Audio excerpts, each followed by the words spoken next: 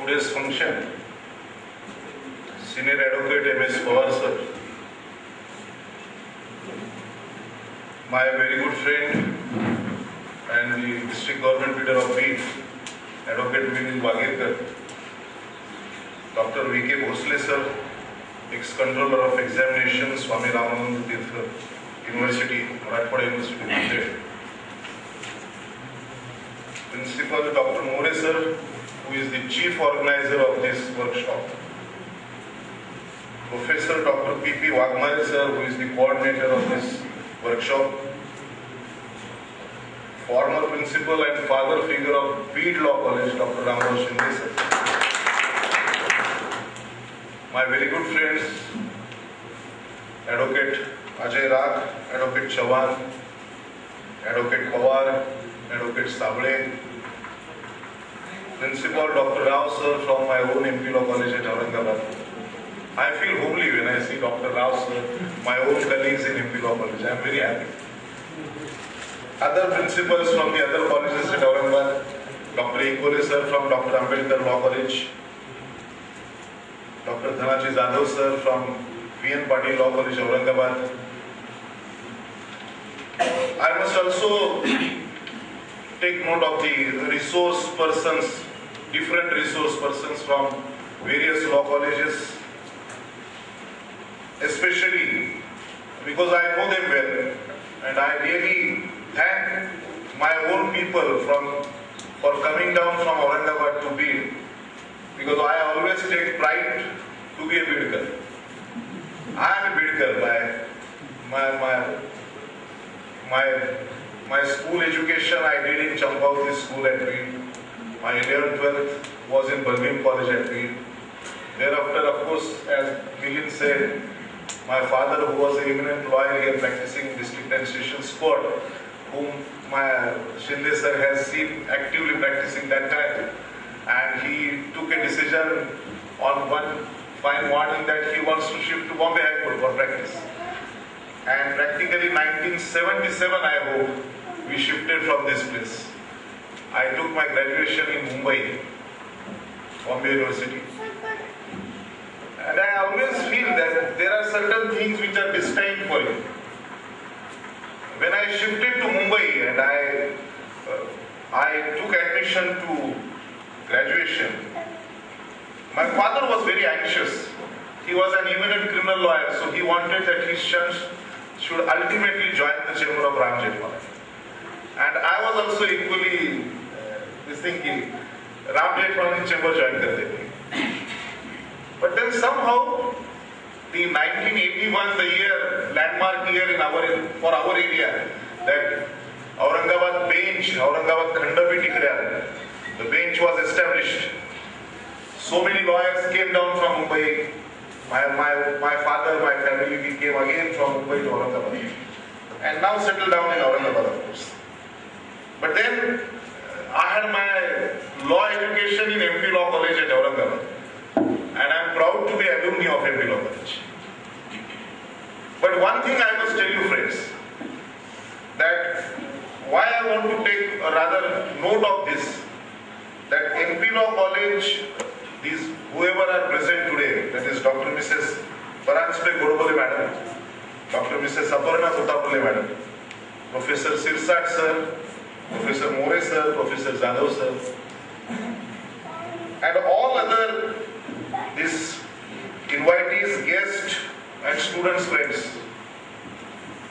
I am an indirect student of Bid Law College. For the reason that when I was studying in school and when I was attending my 11th, 12th in Balvin College, that time I still remember Milind was attending this college. And we were very anxious. And Shinde sir, I still remember, I have met him after a long time, after so many years. But I could identify and I was really happy. The same Shinde sir I saw when I was, of course, a very young chap. And this Bid Law College was at its initial stage. But hats off to you, sir.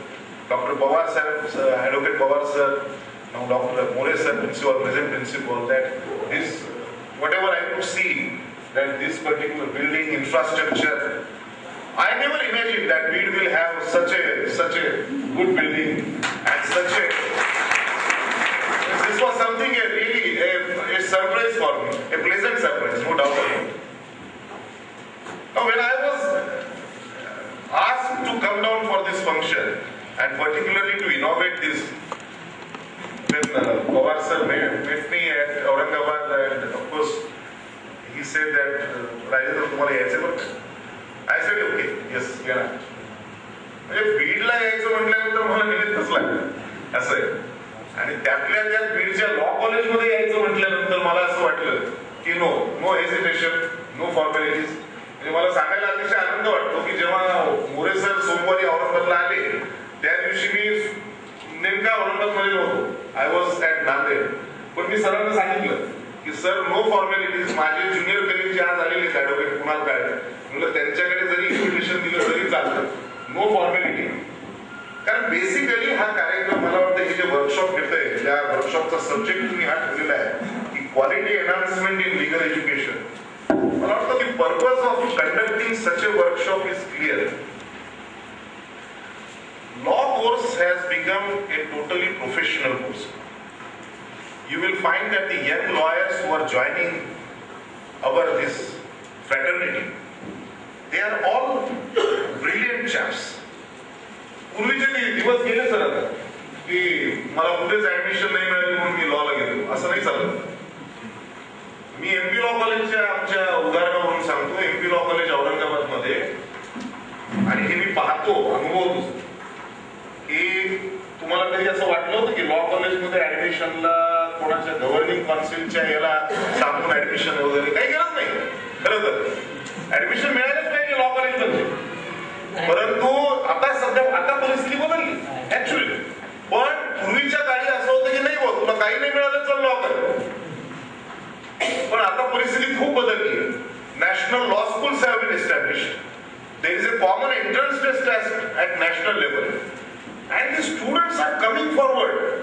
The students are who are intellectually good, very good students, bright students. They are trying to come to you. They want to study this law. आणि मी तुम्हाला एक सांगतो, I always feel that I am fortunate to be a lawyer. I am fortunate to have taken birth in a lawyer's family. Why? Because for a lawyer, you know, तुम्हाला सगळ्या फील्डचं ज्ञान असावं लागतं, एका याचं असून चालत नाही. आणि माझे इथले ट्रायल कोर्टात पवार साहेब तर त्यांनी डीजीपी राहिलेले, मिलिंद सध्या डीजीपी आहे. तुम्हाला क्रॉस एक्झामिनेशन घेताना you have to cross examine a medical expert, a doctor. For that you have to have medical knowledge also. मी जेव्हा हायकोर्टामध्ये मॅटर्स मध्ये अपील होतो, रिपिटिशन मध्ये अपील होतो, और rather when 97 to 2001 I was also assistant prosecutor and additional public prosecutor in High Court. So I had dealt with so many matters relating to engineering college, relating to medical college, common entrance test, admissions, post graduation admissions, so many things. But then I took it as a challenge. मला स्वतःला असं वाटतं की ह्या quality enhancement in legal education तुम्ही जेव्हा असं म्हणता ना सर, मला असं वाटतं की याकरता सर्वात बदल जर का महत्वाचा असेल तर तो आपल्या स्वतःच्या ऍटिट्यूड मध्ये असला पाहिजे, तर क्वालिटी एनहान्समेंट, अदरवाईज नो. आणि ती क्वालिटी एनहान्समेंट मग माझ्या स्वतःचा ऍटिट्यूड म्हणून कशी होईल? तर सर मी आपल्याला एक उदाहरण देतो. Day in and day out I meet so many lawyers and so many litigants. A litigant, when he comes to me, and this is I am telling from my self experience of last more than 28 years as a lawyer. A litigant when comes to me at an appellate stage like in High Court, he tells me that sir, थोडं बघा मग, नीट बघा. का नीट बघा? कारण खाली त्याचा निकाल विरुद्ध लागला असतो, म्हणून त्याला वाटतं वर तरी नीट बघायचं, म्हणजे निकाल आपल्यासारखा. ती एक प्रामाणिक अपेक्षा असते, मिनिमम अपेक्षा असते. त्याच्यानंतर म्हणजे हे सर मी हे माझे शब्द नाही, आपल्या मुंबई हायकोर्टाचे ज्येष्ठतम निवृत्त न्यायमूर्ती, तुम्ही त्यांचं नाव ऐकलं असेल तर, only Gandhian fellow, living Gandhian fellow now in our state, doctor justice Chandrashekhar Dharmadhikari.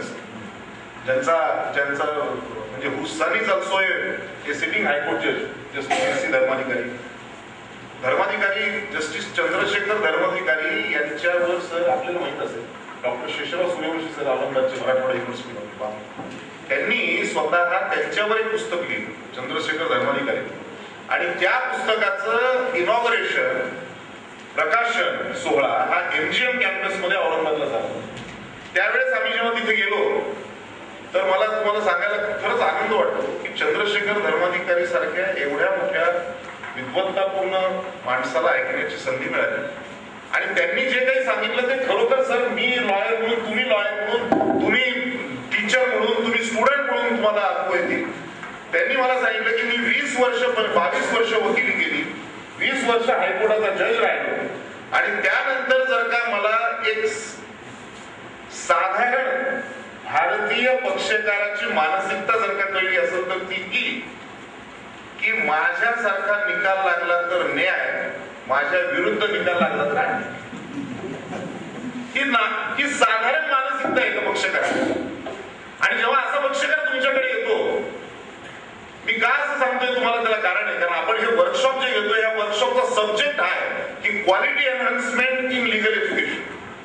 आणि जेव्हा क्वालिटी एनहान्समेंट तुम्ही जेव्हा म्हणता तर ती लिगल एज्युकेशन मला असं वाटतं not restricted to a student who is actually taking education in law college.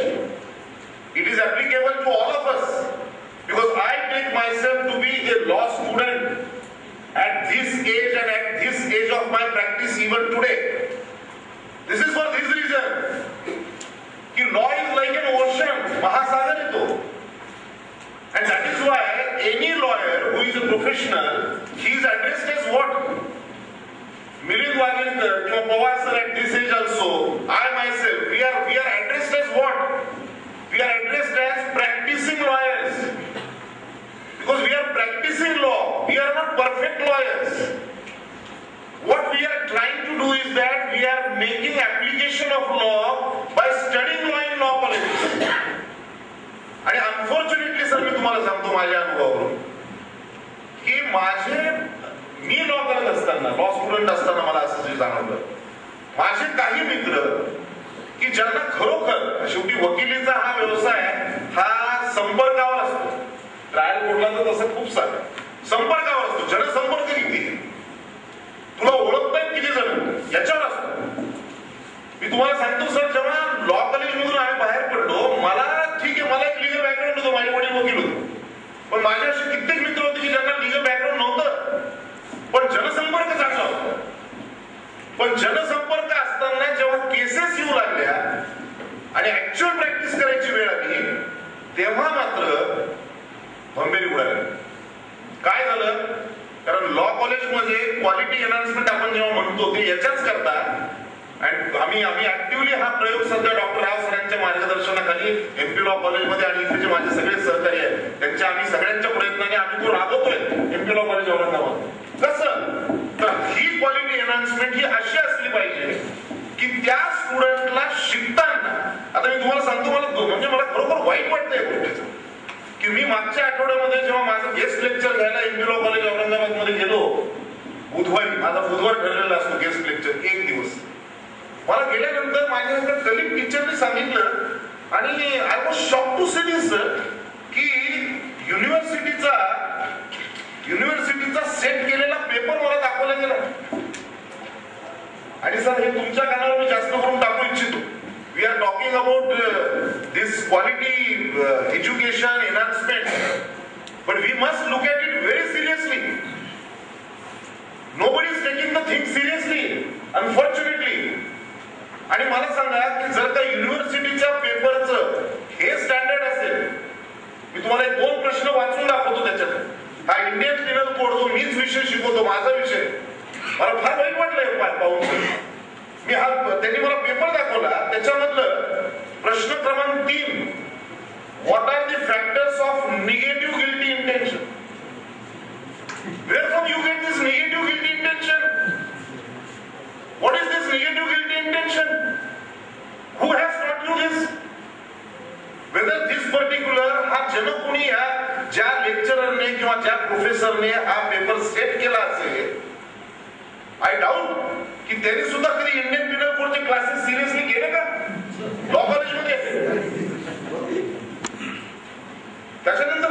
सांगतो की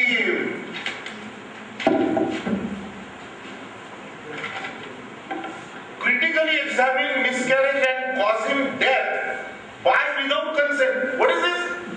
By without consent?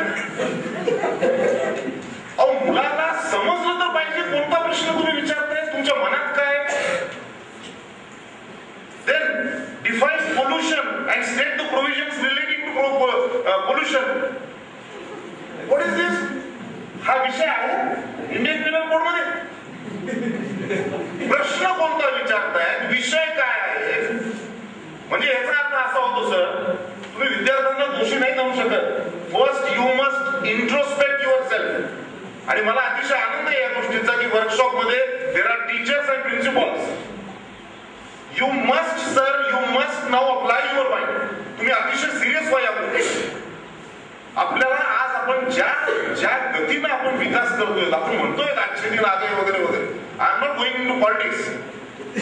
पण मला एक सांगा की आज सगळं जग आपल्या देशाकडे अतिशय अपेक्षेने पाहतं. We want to be a super power in 2020. At what cost? This cost that you don't have even the proper language. आणि मला अतिशय याचं वाईट वाटतं सर. काही वेळेस मी खरंच सांगतो तुम्हाला की नाही हो माझं काय म्हणजे मला तर ते कॉम्प्लेक्स असलेल्या माणसाचं तर फार राग. रोते घेऊन या तर सुरत व्हायचं. काही जण तुम्ही सांगा बघा, तुम्ही कायम जे आहे म्हणजे मी कसा बाबा गरीब आणि माझं काय बाबा आणि तुमचं काय बाबा. अरे किती दिवस चालणार आहे आता. तुम्ही स्वतः बीड सारख्या ठिकाणी सुद्धा, मी तर सांगतो सर मला अतिशय अभिमान आहे बीड सारख्या ठिकाणी शिकलो. मला अतिशय अभिमान आहे की मी मराठी मीडियम शाळेमध्ये शिकलो. आणि तरी पण मला तुम्हाला सांगायला अतिशय आनंद वाटतो की मी आजही मी आर्ग्युमेंट करताना किंवा बोलताना आणि त्याचं क्रेडिट हे मिलिंदच्या वडिलांना जातं ज्यांनी मला शिकवलं. इंग्लिश 5वी मध्ये आम्हाला इंग्लिश शिकवायचं. मिलिंदचे वडील त्यांना आम्ही केशवराव काका म्हणायचो. माझ्या वडिलांचे अतिशय जवळचे मित्र केशवराव वागीरकर सर, सिंधे सरांना माहिती. ए जेन्युइन टीचर, ए जेन्युइन टीचर. आजही मी तुम्हाला सांगतो आर्ग्युमेंट करताना मला चुकून सुद्धा ग्रामॅटिकली इनकरेक्ट इंग्लिश बोलता येत नाही. And I am proud of that. असं का होतं मग? कारण त्यांनी आम्हाला शिकवलं की बाबा रे इंग्लिश तुझं चांगलं पाहिजे. आणि मला त्या भाषेच्या वादामध्ये जायचं नाही. तुम्ही एकीकडे म्हणता की तुम्हाला मराठी माझी मातृभाषा, मला सुद्धा तिचा अभिमान. परंतु लॉ कॉलेजमध्ये तुम्ही प्रोफेशनल कोर्स म्हणून लॉ शिकवता, तो इंग्लिश मध्ये शिकवता. आणि तिथं गेल्यानंतर जिल्हा कोर्टामध्ये किंवा तालुका कोर्टात तुम्ही त्या लॉयरला सांगता मराठीत आली. कसा करणार तो? What sort of quality enhancement? What are you talking about? What are you thinking of? They change the system. काहीतरी बदला नाही सगळं. मला सांगा काही शब्द असे इंग्लिश मधले की तुम्ही त्याचं मराठी भाषांतर केलं तर ते मला कळतच नाही. मी जर का संपूर्णतः मराठीमध्ये आर्ग्युमेंट करायला उभं राहिलो तर मला नाही वाटत मला शक्य होईल. इम्पॉसिबल. नाही याच्यामुळे नाही की मी हायकोर्टात प्रॅक्टिस करतो, ज्याची लँग्वेज हायकोर्टाची लँग्वेज इंग्लिश आहे म्हणून मला त्याच्यावर करावंच लागतं, मला सवय आहे किंवा माझी कमांड लँग्वेज म्हणून नाही. I also practiced in trial courts at Aurangabad for 7 to 8 long years and I am proud to be a trial court lawyer. मला अतिशय अभिमान आहे त्या गोष्टीचा. मी असं मानणाऱ्यापैकी आहे की एखादा वकील लॉ स्टुडंट, बेसिकली तुम्ही जेव्हा वकील आहात you are a lifetime law student. आणि जर का लॉ स्टुडंट आहात, वकील आहात, तर तुम्ही कुठल्या जागी वकिली करता. म्हणजे मी हायकोर्टात करून म्हणतो वकिली करतो म्हणून मी काही फार मोठा 30 पार खाल आणि मिलिंद डिस्ट्रिक्ट गव्हर्नमेंट बीडला करतो म्हणून तो काही छोटा लहान असं काही समजण्याचं कारण नाही. प्रत्येक जण तो ज्या ठिकाणी भरा तालुक्याच्या ठिकाणी माझा कोणी वकील मित्र प्रॅक्टिस करत असेल, पण तो जर का चांगला वकील असेल, सिन्सिअर असेल, ऑनेस्ट असेल, त्याची इंग्लिश चांगलं असेल, प्रेझेंटेशन चांगलं असेल, त्याला नॉलेज असेल, he is a skilful lawyer. I salute him. असं होतं का? दुर्दैवानं याला कारणीभूत मला वाटतं सर, म्हणून डॉक्टर मोरे सरांचं कदाचित इंटेन्शन हे वर्कशॉप केलं.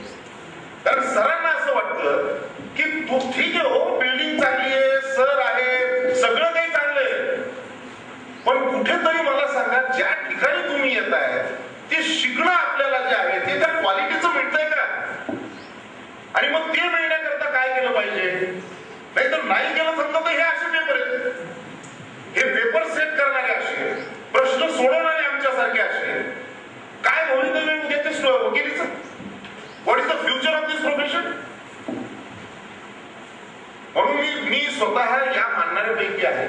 की जर का माझी मातृभाषा मराठी आहे मला निश्चित त्याचा अभिमान आहे, पण मला जर का वकिली करायची तर मला इंग्रजी चांगलं बोलता आलं पाहिजे आणि चांगलं लिहिता आलं पाहिजे. No doubt about it. इंग्रजी परदेशी भाषा आहे वगैरे वगैरे सगळं ठीक आहे, पण आजही जर का इंग्रजी आपली आंतरराष्ट्रीय भाषा आहे, रेकॉग्नाइज्ड लँग्वेज आणि हायकोर्टाची अजूनही ऑफिशियल लँग्वेज आहे, सुप्रीम कोर्टाची अजूनही official language. What's the wrong in it then that you have command over the English language? There is nothing wrong. मी तुम्हाला खरंच अभिमानानं सांगतो, मी म्हणजे आज या स्टेजला मी औरंगाबादला खंडपीठात वकिली करतो, मुंबईला मॅटर चालवायला जातो, दिल्लीला सुप्रीम कोर्टात जातो.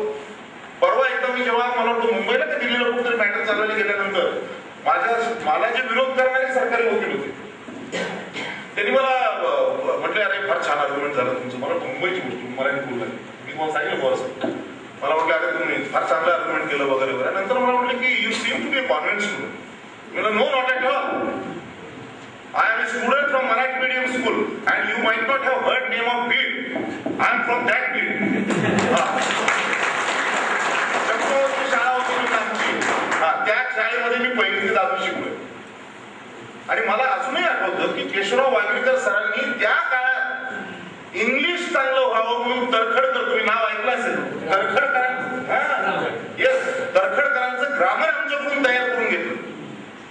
माझे वडील, मला अजून आठवतं, he is no more but I salute him, I respect him, not because he is my father, not because that he happens to be my senior, but he was a learned fellow. जसं मिलिंदने सांगितलं की म्हणजे तुम्हाला आश्चर्य वाटेल की त्या काळामध्ये जेव्हा सर आम्ही बीडला राहत होतो 1971-72 मध्ये, त्या काळात खूप कमी लोक इंग्लिश पेपर सुद्धा घ्यायचे होते. त्या काळामध्ये माझ्याकडे मला आठवतं आमच्या घरी टाइम्स ऑफ इंडिया यायचं आणि ती डार्क एडिशन असायची. पण मला वडिलांनी सांगितलेलं आठवतं की बाबा रे, टाइम्स ऑफ इंडियाचा अग्रलेख आणि टायटल्स हे वाचलेच पाहिजे. आणि मला त्याचा खूप फायदा झाला आयुष्यात, की मला ते वाचल्यामुळं मला करेक्ट इंग्लिश जे आहे, जे बोलायला पाहिजे. कारण तुम्ही बघा, if you are ultimately you are a law student, तुम्ही जेव्हा प्रेझेंट करता तुमची केस, मी समजा उद्या पवार सरांसमोर आर्ग्युमेंट करायला उभं राहायचं आणि माझं इंग्लिश चांगलं नाही, प्रेझेंटेशन चांगलं नाही, माझा पेहराव चांगला नाही. पेहराव म्हणजे भारीचे कपडे नव्हे, स्वच्छ कपडे पण साधे कपडे. एके दिवशी मी त्याला हायकोर्टामध्ये हटकलं. मी त्याला म्हटलं, आणि तो एका म्हणजे हायकोर्ट जजचा मुलगा, तेव्हाच्या सिटिंग हायकोर्ट जजचा, पण तो माझा happens to be my student. मी त्याला म्हटलं, बाबा तुझे वडिलांकडून मी शिकलो, ते मला शिकवायला होते, मी तुला शिकवतोय, तू माझा स्टुडंट आहे म्हणून तुला हक्काने सांगतो, पण हायकोर्टात आता तू जर का वकिलीला येतोय तर प्लीज अनिल कपूर स्टाईल दाढी ठेवू नकोस. एक तर क्लीन शेव राहा, एक तर चांगली दाढी ठेव.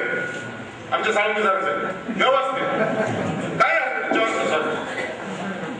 म्हणजे मला काय म्हणायचं, तुम्ही जे करायचं ना ते व्यवस्थित करा, अर्धवृद्ध नका करू. शिकायचं ना तर चांगलं शिका. मी तर माझ्या आता मॅडमला सगळ्यांना माहिती आहे, मी माझा कॉलेजच्या क्लासमध्ये तर मी सगळ्यांना विषय तर शिकवतो, पण विषयाबरोबर विषयांतर करून प्रॅक्टिकल नॉलेज देण्याचा प्रयत्न करतो. Because I have seen certain lawyers की जे लॉ कॉलेज मधून एक्झाम देऊन आल्यानंतर माझ्या बरोबरचे माझे काही मित्र आहेत, मी असे पाहिले की त्यांना ऍडजमेंटचा ऍप्लिकेशन सुद्धा ट्रायल कोर्टामध्ये देता येत नाही आला. दुर्दैवाची गोष्ट. जर का तुम्हाला ऍडजमेंट ऍप्लिकेशन, माझ्या त्या काळात 65 पैशाचं आपण तिकीट लावत होतो, आता मला वाटतं वाढलंय काही. म्हणजे बघा तुम्ही की तुम्हाला जर का एक अर्ज लिहिता नसेल तर काय तुमची, म्हणजे काय तुम्ही लॉ स्टुडंट, काय तुम्ही शिकले, चाकोरीमधनं फक्त कायद्याचं शिकलं म्हणजेच लॉ झालं का?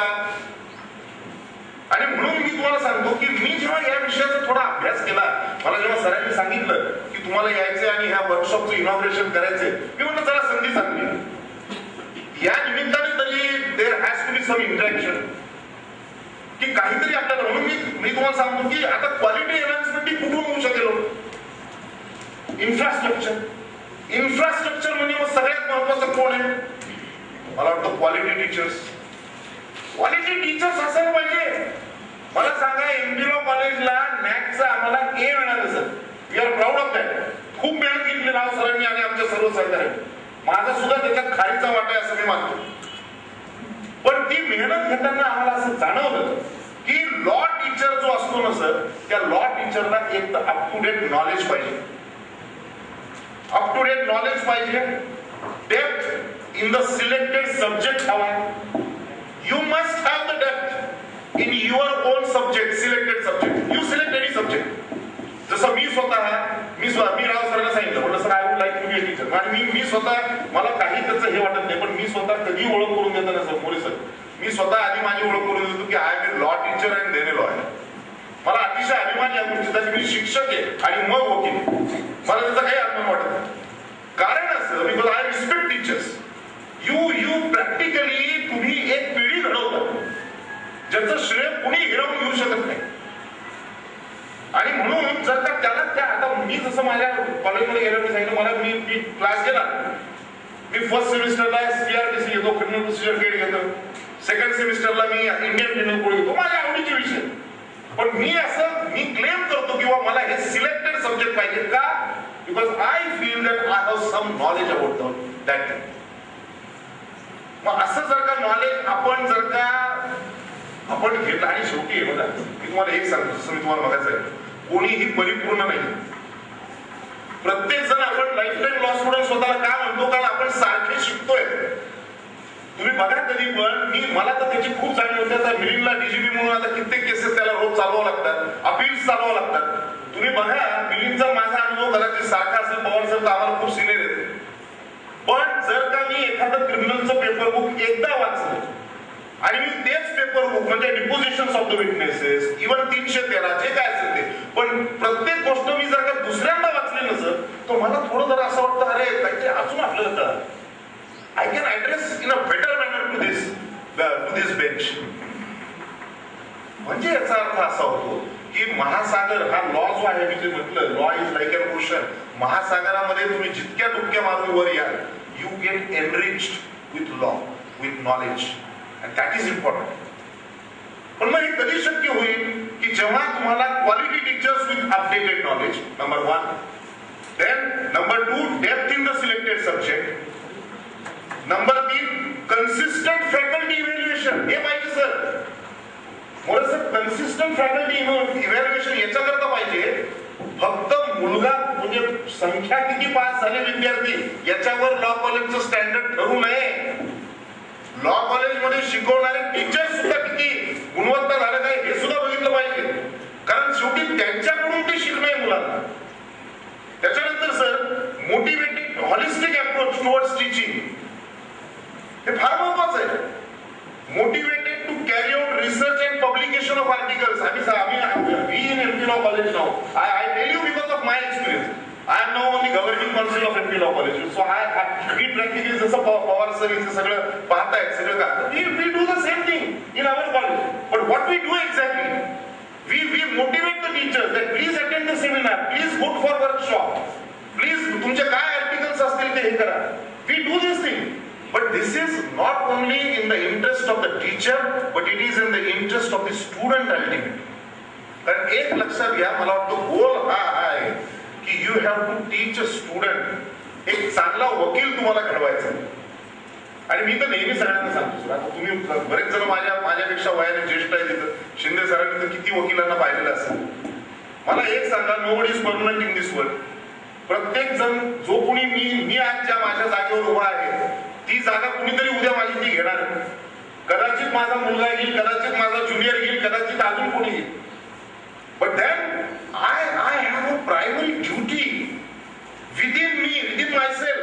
मी असं बघितलं पाहिजे की मला स्वतःला जेवढं काही मिनिमम नॉलेज होतं आणि मी जे काही करू शकलो ते माझ्या टीचर्समुळे जर का करू शकलो, तर असंच काहीतरी मी सुद्धा शिकवलं पाहिजे, मी दिलं पाहिजे. तर ती येणारी पिढी जी आहे ती सुद्धा तेवढी अपडेट राहील.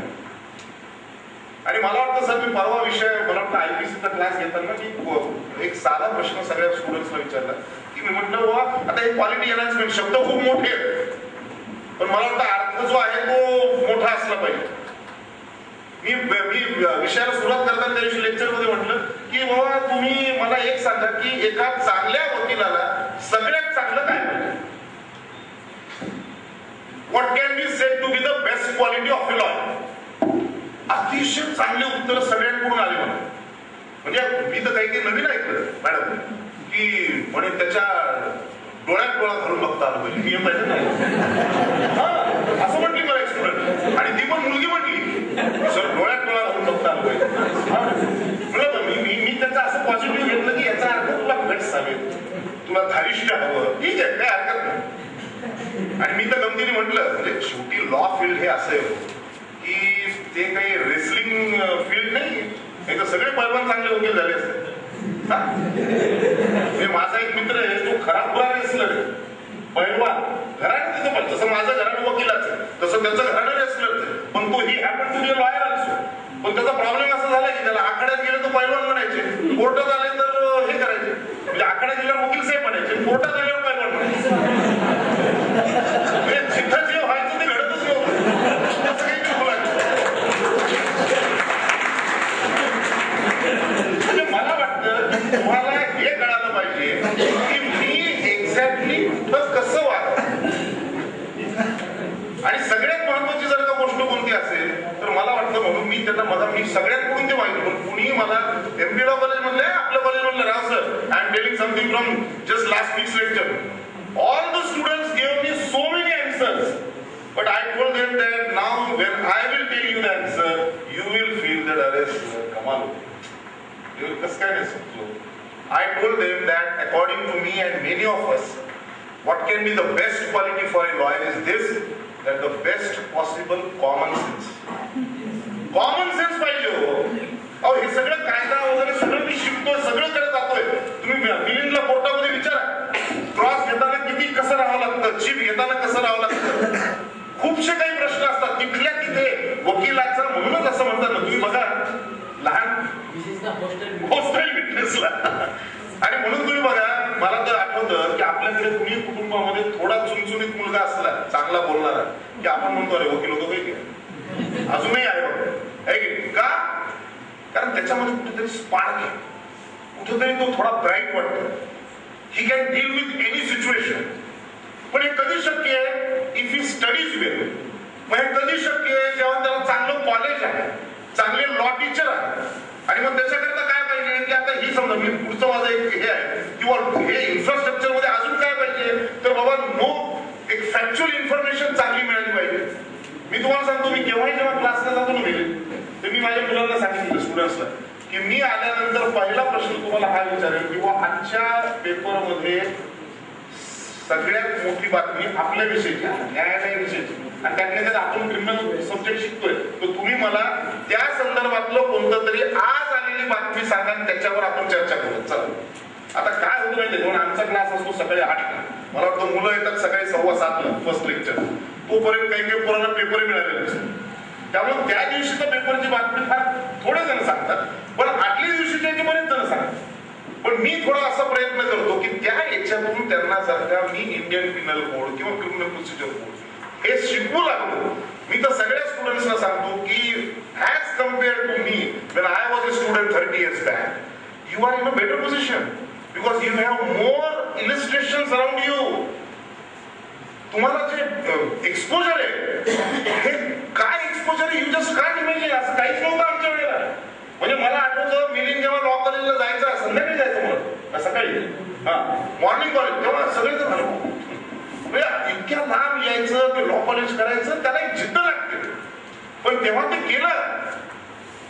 आणि म्हणून मी तुम्हाला सांगतो ह्या सगळ्या गोष्टी क्वालिटी एनहान्समेंटच्या जेव्हा आपण बोलतो. आता दुसरी महत्वाची गोष्ट मला, आणि I am proud to tell you, whenever any guest in our law college comes, आम्ही त्याला पहिली गोष्ट कुठे नेत असतो, तर कुठे नेतो sir? Library.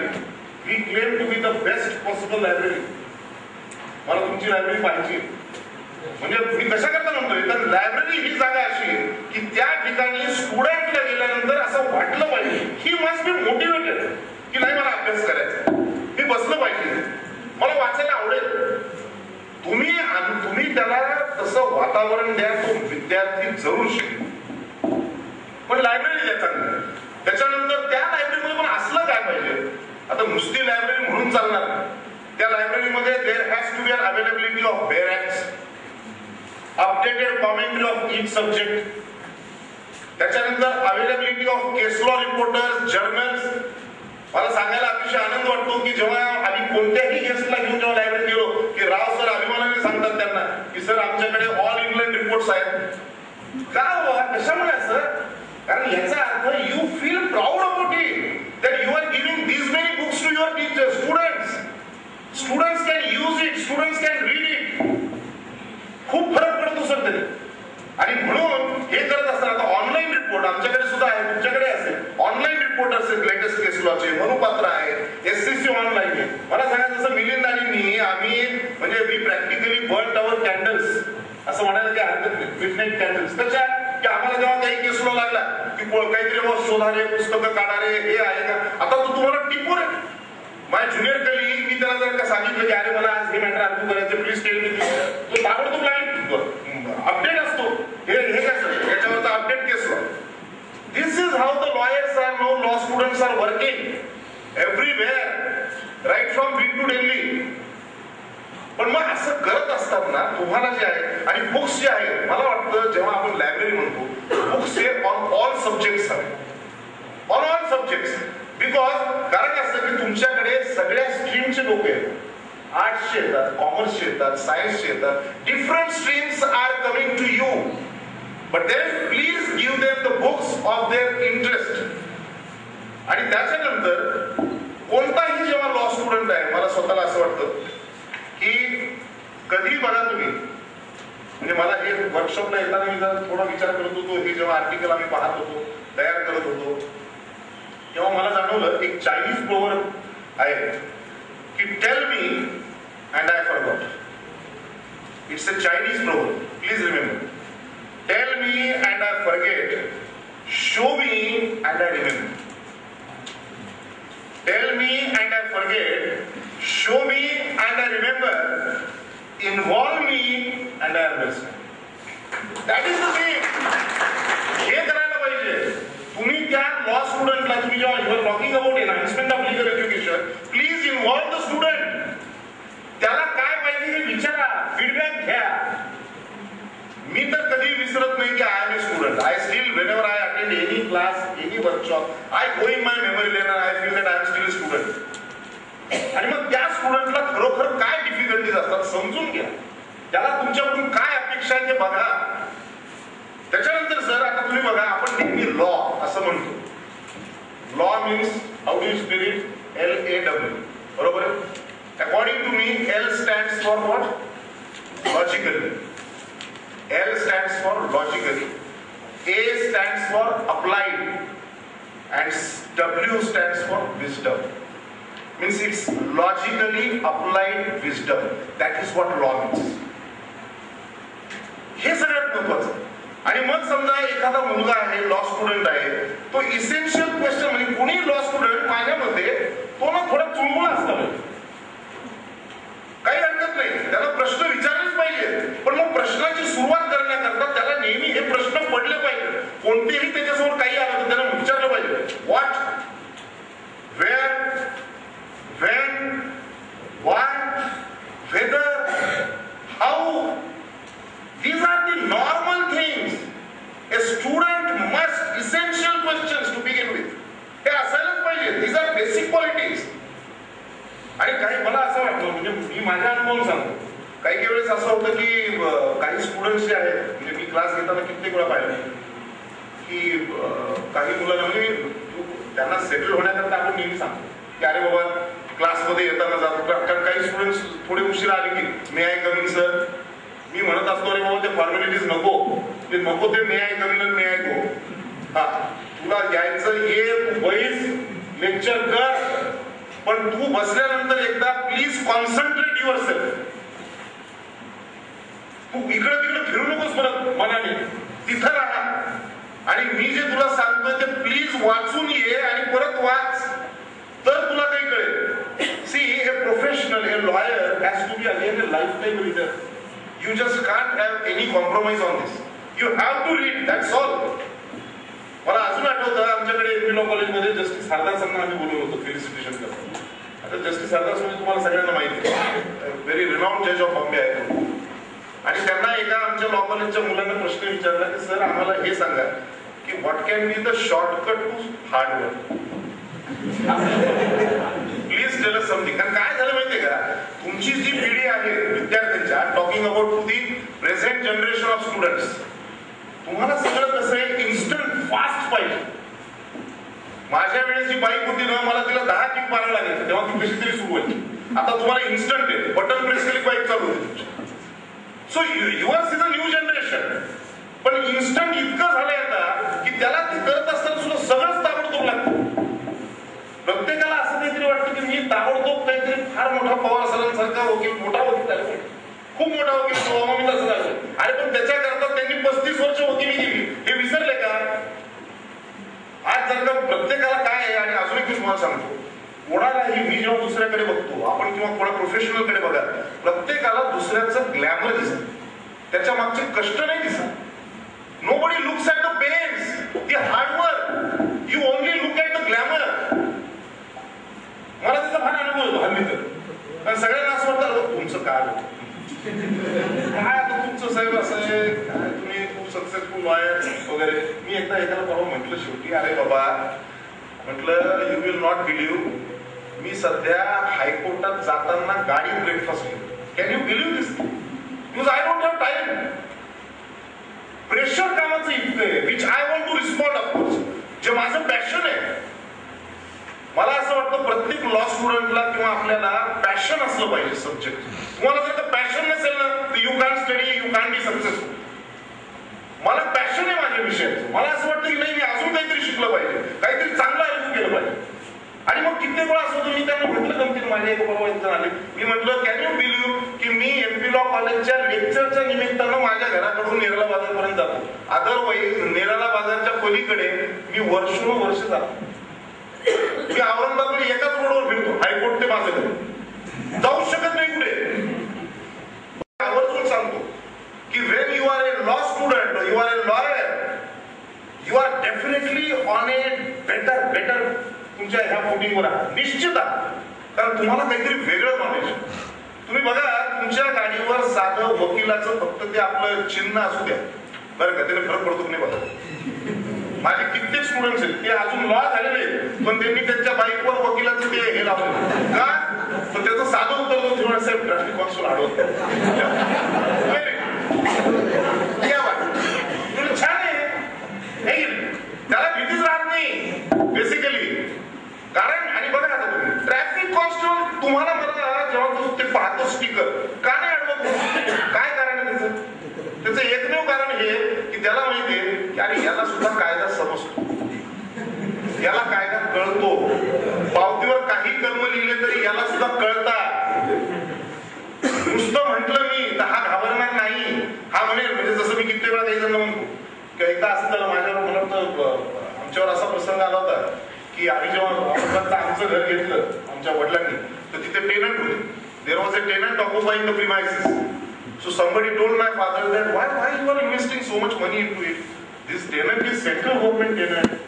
We don't know whether he will be the government will be ever evicted from the premises. Why you are undertaking a risk? Please go for some other bungalow. There are so many other bungalows available in Aurangabad town. Why you are looking for this only bungalow? तर माझ्या वडिलांनी त्याला एक छान उत्तर दिलं. ते म्हटले हे बघा, रोज मी दुसऱ्याकरता कोर्टात जातो की नाही, माझ्या करता येते काय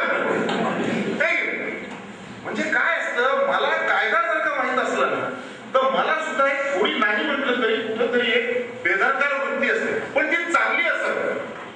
बेदरकार वृत्ती अशी की नाही माझ्यावर जर का की आपल्याकडे मराठी म्हणे आला अंगावर घेतलं शिंगावर, हा कित्येक वेळा असं होतं की मला मी कोर्टामध्ये आम्ही जेव्हा ऍक्टिव्हली प्रॅक्टिस करतो, जज आमच्यावर ओरडतो, खूप काही काही आम्हाला बोलतो, पण आम्ही असं डगमगून नाही करत. मी माझ्या सगळ्या महिला विद्यार्थ्यांना नेहमी सांगत असतो की बाबा law is emotionless, law has no feelings.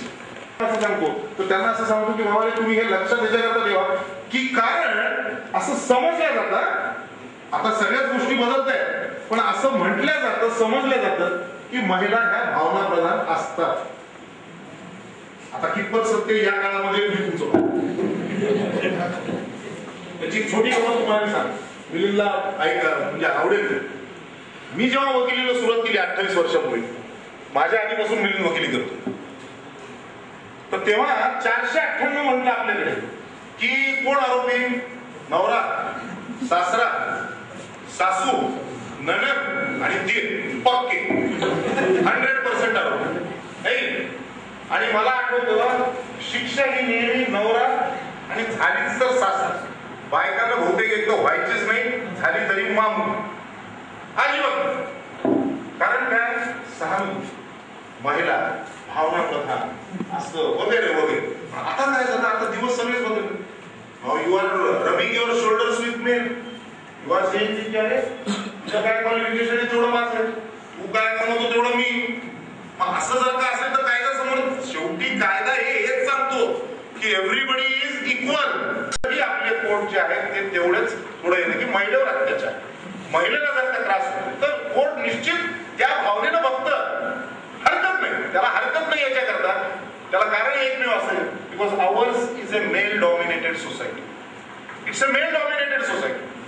फक्त केरळमध्ये आणि नॉर्थ ईस्ट मध्ये असं आहे की तिथं मातृसत्ताक पद्धती. अदरवाईज आपल्या सगळ्यांकडे अजूनही आपल्या घरामध्ये आपलाच वर्चस्व. पण मग हे बघत असताना मी त्या हिला सांगितलं, माझ्या त्या महिला विद्यार्थिनीला, मी म्हटलं बाई इमोशन व्हायचं नाही बरं का. नाही तर म्हटलं उद्या तू जज व्हायचीस, वकील समजा झाली किंवा जज झालीस आणि डायसवर बसून, कारण वेगवेगळ्या प्रकारचे केसेस येतात, अतिशय अंगावर शहारे आणणारे केसेस असतात. आणि मग तिथं जर का तुझ्या डोळ्यात पाणी आलं तर कसं व्हायचं? असं होऊ नये.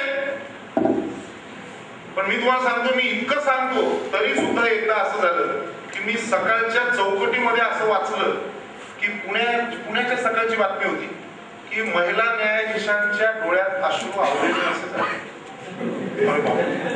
मी ती बातमी वाचलं, म्हटलं माझी तर स्टुडंट नाही. मला भीती ती एवढं सांगून माझी स्टुडंट का रडते का?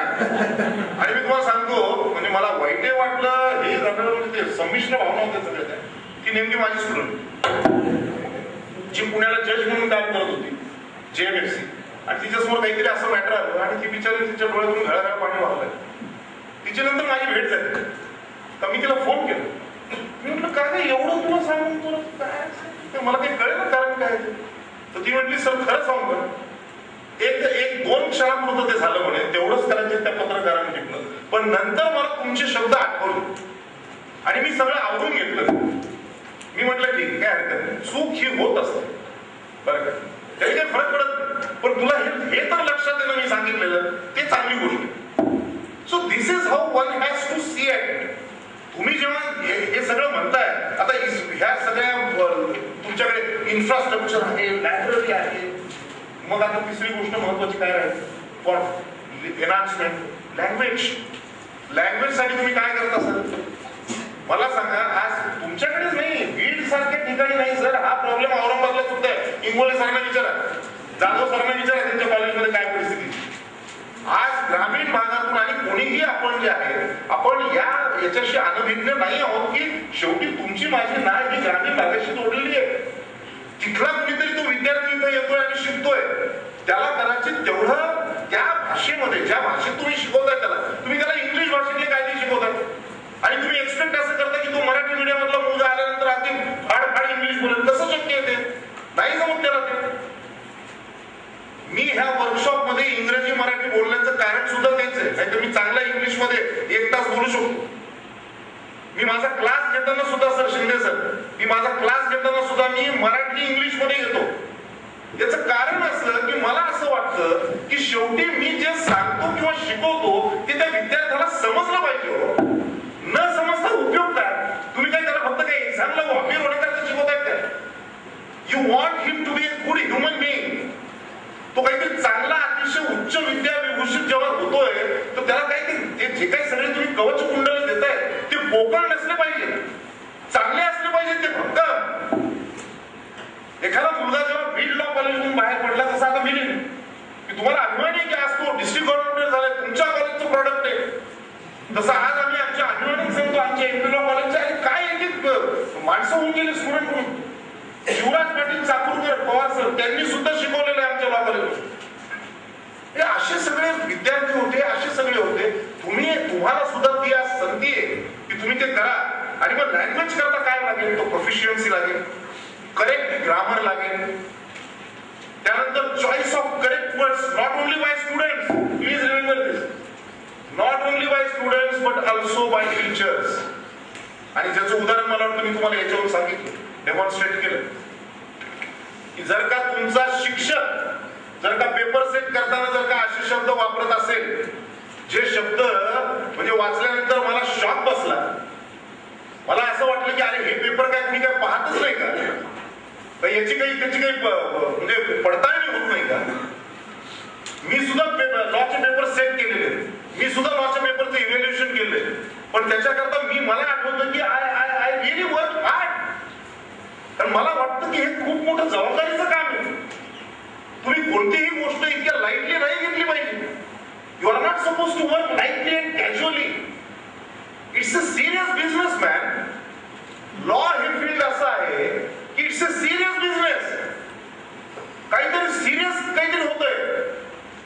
पण आजचा प्रॉब्लेम असा झालाय की तुम्ही कदाचित त्या तिथं राहिल्यामुळं तुम्हाला असं वाटतं की नाही इथं असं होतच असतं, कॅज्युअली घेतो तुम्ही.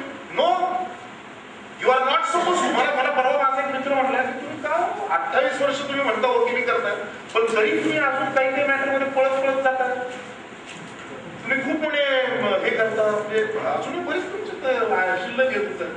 मी म्हणलो बरीच शिल्लक आहे म्हणजे मला असं वाटतं की it's a question of faith of my client in me. तो माझ्याकडे जेव्हा येतोय तेव्हा I must also, it's a reciprocal thing. मला त्याच्या विश्वासाला जे आहे त्याच्या विश्वासाला साथ द्यायची. तो प्रतिसाद चांगलाच असला पाहिजे. तो माझ्याकडे आल्यावर त्याला वाटलं पाहिजे की मी योग्य वकिलाकडे आलो.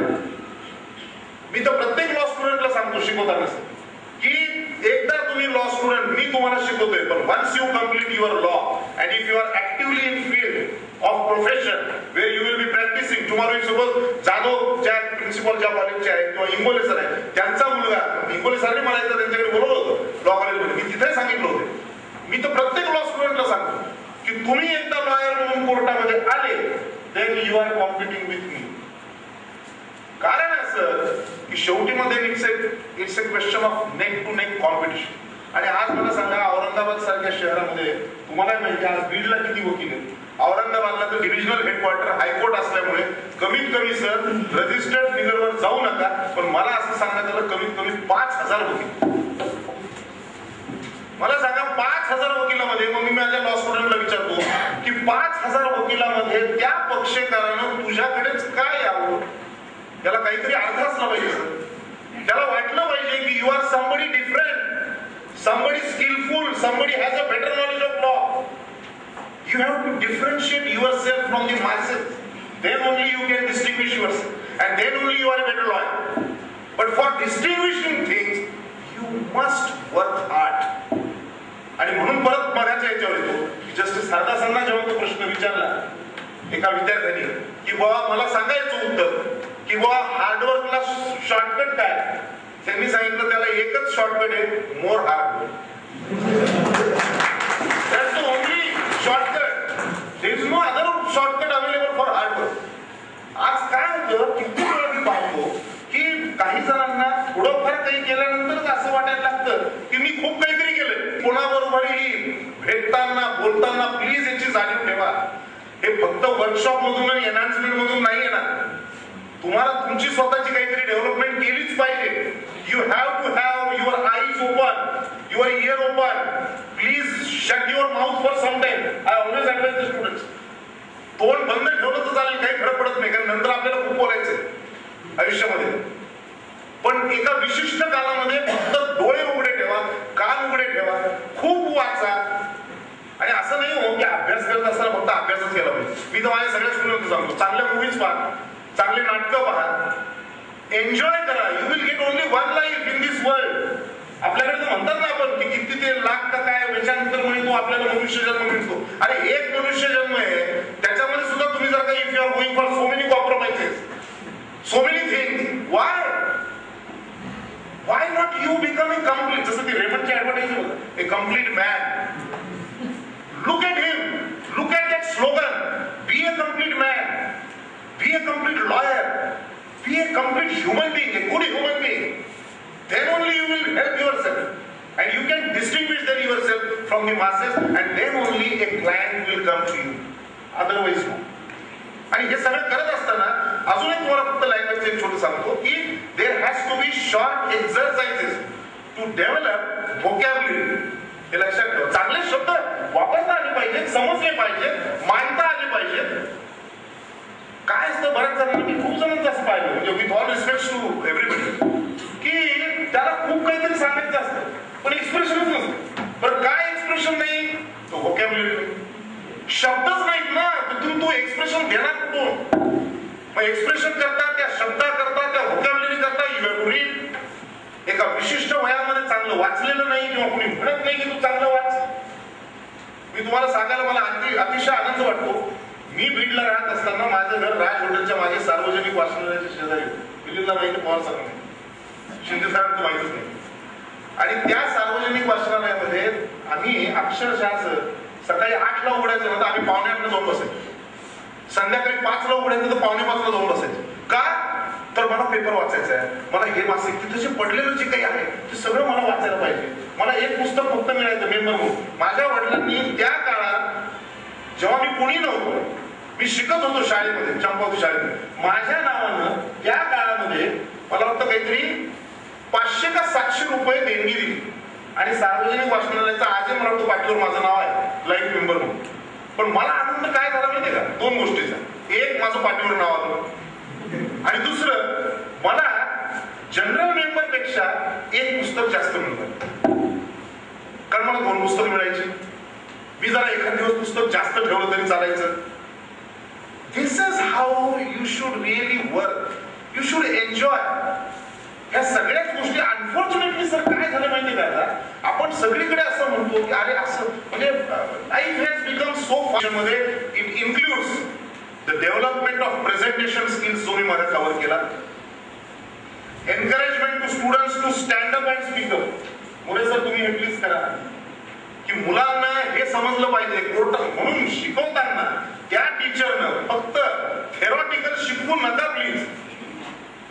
मी तुम्हाला सांगतो, आम्हाला सगळ्यांना, आम्ही आता ऍक्टिव्ह लॉयर्स आहोत तुमच्या समोर काही, जे अकॅडमिक्स मध्ये खूप चांगले असतात ते फार चांगले वकील असतात असं नाही. प्रॉब्लेम काय आहे आपल्याकडे, थेरॉटिकल शिकत असताना त्याला ऍप्लिकेशन ऑफ लॉ शिकवत नाही. तो आल्यानंतर त्याला जर का अर्ज लिहिता येत नसेल ऍक्झामिनचा, याचा अर्थ ही डझंट नो. मग त्याच्यामुळे त्याला एखाद्या सिनियरकडे 4-4 वर्ष 5-5 वर्ष त्याला हे वर्क लाईक बोल.